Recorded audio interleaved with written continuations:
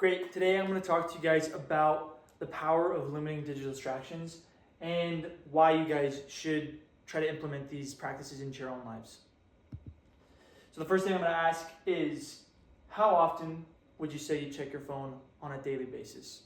And the answer to this is really surprising, and I'm not going to spoil it just yet, but we're going to talk about it more in the presentation about how often we do and what that looks like on our day-to-day lives. These are the three things I'm going to talk about. I'm going to talk about really just how the digital distractions impact our productivity, how those digital distractions affect our mental health, and then also how we can better find ways to limit those distractions in our own lives. This is going to be the first thing we're going to talk about. We're going to talk about that impact on productivity. It's interesting to think because when you are, let's say, focusing on a work task or a school task or really just any personal tasks that you want to work on, it takes 23 minutes or up to 23 minutes to refocus on that once you've kind of allowed yourself to be distracted. These distractions aren't always going to be digital, but I would say that those are the most common distractions in our lives. But if I'm working on a school project or a work project and I look at my phone and I maybe do something for a second, it will take up to 23 minutes to fully recover and be completely focused back in that work task again. And so back when I asked, how often do we check our phones on a regular basis, on a daily basis? This next statistic kind of goes into that. And so we check our phones roughly 96 times a day or once every 10 minutes. And so if you think about it, if it takes roughly 23 minutes to get back into a productive work mindset, if you're checking your phone every 10 minutes, you're really never going to fully meet that productive mindset. And the reason you should limit those distractions in a work setting or a personal setting, really any kind of setting that you're trying to focus on something, it's the thing called a flow state.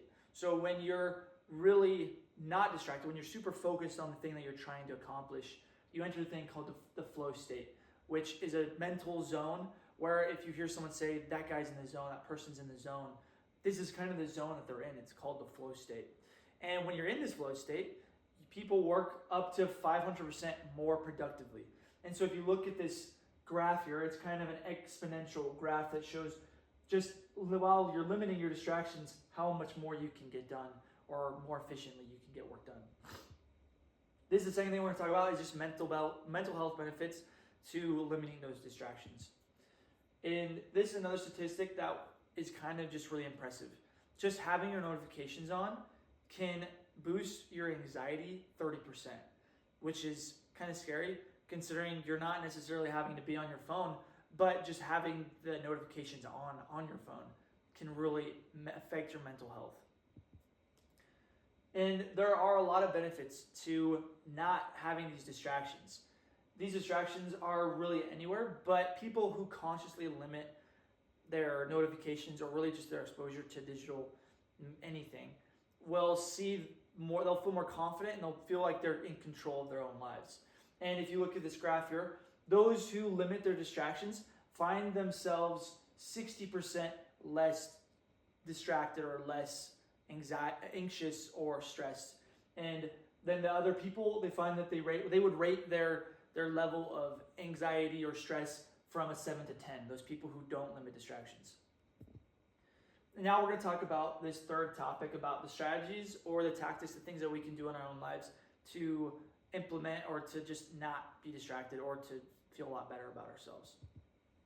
And so there are 4 things that I really thought about, 4 ways that we can limit these in our lives that we're going to talk about. And the first one I would like to talk about is just single tasking.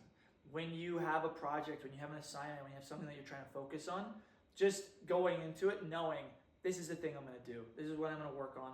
Maybe have your phone, on the other side of the room. That way you're not going to look at notifications. You're not going to be flipping it over and saying what's going on your phone. And just by single tasking, it can really just allow you to focus and be more efficient in your work.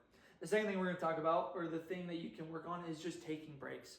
There's a thing called the Pomodoro technique, which is where you work for 25 minutes and then you take a 5-minute break.